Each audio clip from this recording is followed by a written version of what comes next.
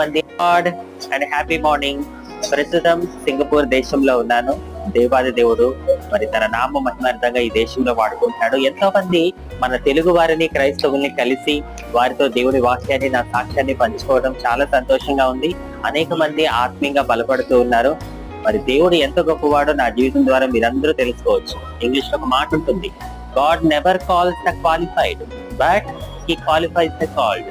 If God has to do great things by making stand and use up most common person, I Anjali is the best example for that.